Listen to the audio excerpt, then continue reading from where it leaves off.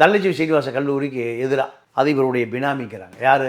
கேசவ விநாயகம். பிரமாண்ட மருத்துவமனை அது கேசவ விநாயகம். இவருக்கு என்ன தேவைன்னா, இவருக்கு அந்த புறத்தில் சில தொந்தரவுகள் தேவை. பிஜேபினால கேடி ராகவன் தெரியுமில்ல, கேமரா எங்கே வச்சுருந்தா தெரியுமில்ல.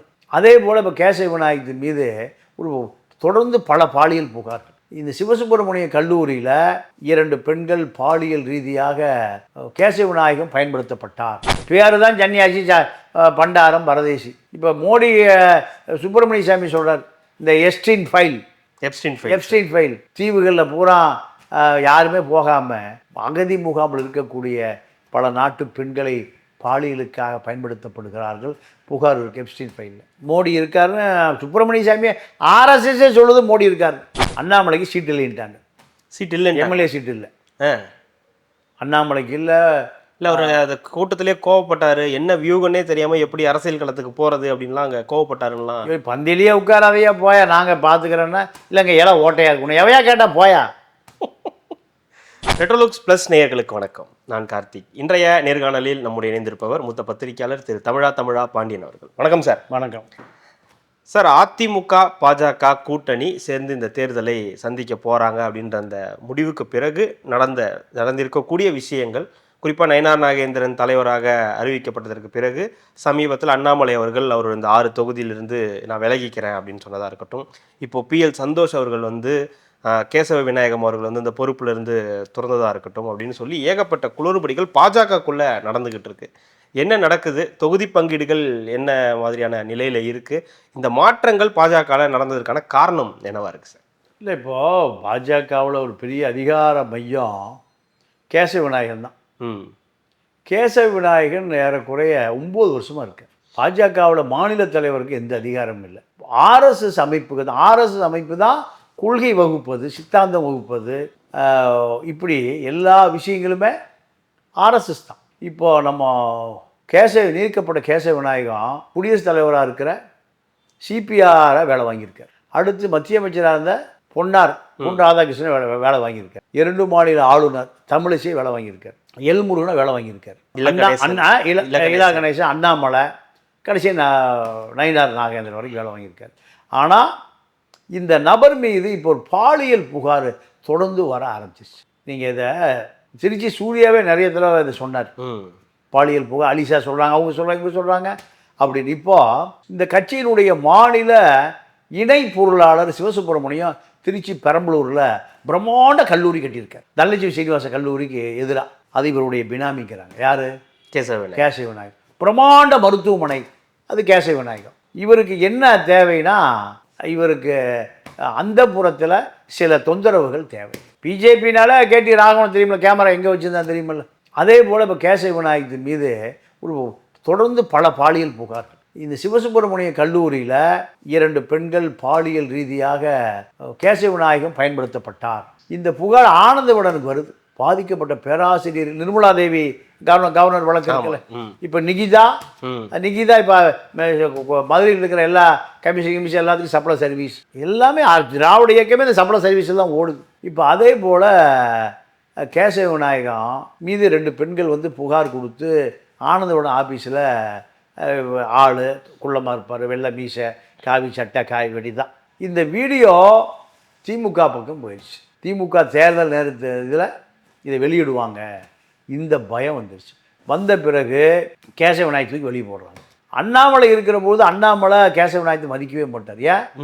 பெரிய கேசவ விநாயகன், டெல்லி கேசவ விநாயகன் தான் PL சந்தோஷ் மூலம் எல்லா வேலையும் போடுவார். அதாவது இவங்க கொடுக்குற பட்டியல் தான் சென்சார் போர்டில் இருக்கிற அத்தனை பெயர்களும். காயர் போர்டு அவங்க தான், கேசவ விநாயகன் கொடுக்கல. பெட்ரோலியம் கம்பெனியில் வாரிய தலைவர்கள், ரயில்வே போர்டு, மத்திய அரசாங்க இன்கம் டேக்ஸ் அந்த போர்டு, இப்படி மத்திய அரசாங்கத்தினுடைய அதிகார ஹார்பரில் வாரிய தலைவர், இப்படி பல பொறுப்பு. இதெல்லாம் கேசவ விநாயகம் போடுறது தான். இதுக்கெல்லாம் இவருக்கு சன்மானம் பல சப்ளை சர்வீஸ் தான். இதெல்லாம் தொடர்ந்து மேலே புகாராக போன பிறகு தவிர்க்கவே முடியாமல் கேசவ விநாயகத்தை விடுவிக்கப்படுகிறார். நீங்கள் இப்படியே ஒரு 7-8 வருஷத்துக்கு முன்பு சண்முகநாதன் மிசோராம் ஆளுநர் அவர் இருந்தார். மிசோராம் ஆளுநர் மாளிகை பூரா பாலியல் ரீதியான பெண்கள், பாலியலுக்கான பெண்கள், ஓகே. பாலியலே பெண்கள். அவன் அங்கே மோசமான பயிலுவ யார், எல்லாம் ஆதிவாசி. அம்பை விட்டுருவான்.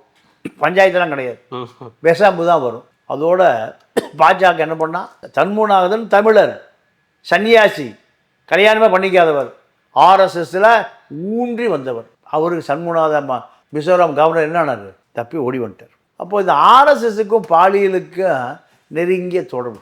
பேர் தான் சன்னியாசி, பண்டாரம், பரதேசி. இப்போ மோடி சுப்பிரமணிய சாமி சொல்கிறார், இந்த எப்ஸ்டீன் ஃபைல் தீவுகளில் பூரா யாருமே போகாமல் அகதி முகாமில் இருக்கக்கூடிய பல நாட்டு பெண்களை பாலியலுக்காக பயன்படுத்தப்படுகிறார்கள், புகார் இருக்குது எப்ஸ்டீன் ஃபைலில். மோடி இருக்காருன்னு சுப்பிரமணிய சாமியை ஆர்எஸ்எஸ்ஸே சொல்லுது, மோடி இருக்காரு.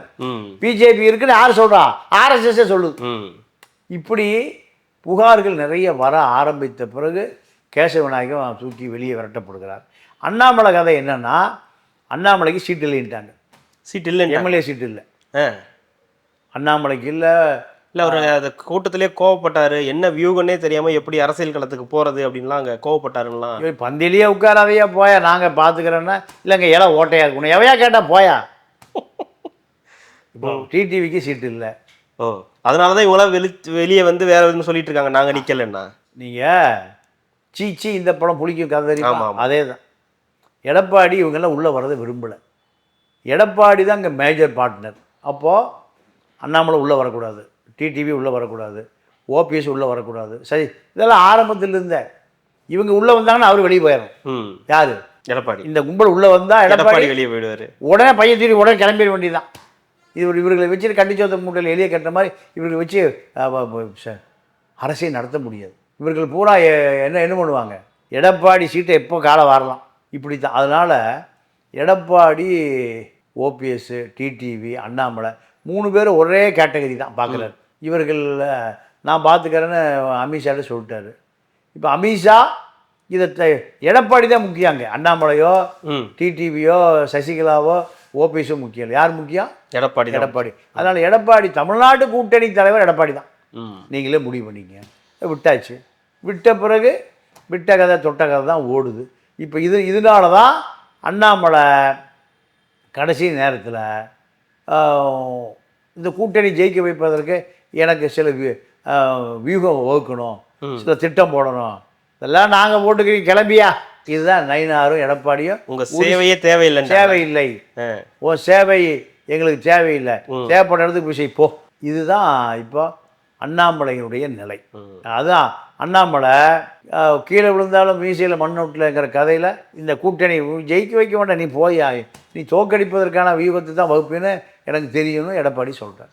இல்லை, ஒருவேளை நின்னாலும் நம்மளை தோக்கடிச்சிருவார் எடப்பாடின்ற ஒரு காரணமும் அதில் இருக்கு. 100% தெரியும், 100% மாற்றுக்கிறதுக்கே இடம் இல்லை. அதில் அதிமுக தொண்டை அண்ணாமலைக்கு ஓட்டே போட மாட்டான்.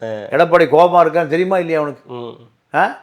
அண்ணாமலை பதவியிலிருந்து நீக்கின பிறகு தான் அவர் அமித்ஷாவே சந்தித்தார், இதெல்லாம் தெரியும். அப்போ டிடிவிக்கு பின்னாடி யார் இருக்கா, அண்ணாமலை. ஓபிஎஸ்க்கு பின்னாடி அண்ணாமலை, சசிகலாவுக்கு பின்னாடி அண்ணாமலை. இப்போ எடப்பாடிக்கும் அண்ணாமலைக்கு என்ன சண்டை, ஓபிஎஸ் சேர்த்துக்க, டிடிவி சேர்த்துக்க, சசிகலா, இதுதானே வாயை திறந்தா யார் சொல்கிறது, அண்ணாமலை. அப்போ தான் அமித்ஷா முதல்ல இவரை சேர்த்துக்கிங்கன்ட்டார். இவரை குஜராத் பக்கம் சேர்த்திட்டு போங்க, அங்கே ஏதாவது பொறுப்பு இருந்தால் கொடுங்க, இங்கே வேண்டாங்க, இதுதான் சேர்த்திங்க. குஜராத், யூபி, எம்பி, ராஜஸ்தான், பாலைவனம் பக்கம் சேர்த்திங்க, இங்கே வேண்டாம். இதுதானே பிரச்சனையே இப்போ. அதுதான் அண்ணாமலைக்கு இந்த கூட்டணியை உண்டு, எடப்பாடி வரக்கூடாது அப்படின்னு அவர் நினைக்கிறார். கண்டிப்பாக சார், தொடர்ந்து பேசலாம். மிக்க மகிழ்ச்சி. நன்றி, வணக்கம்.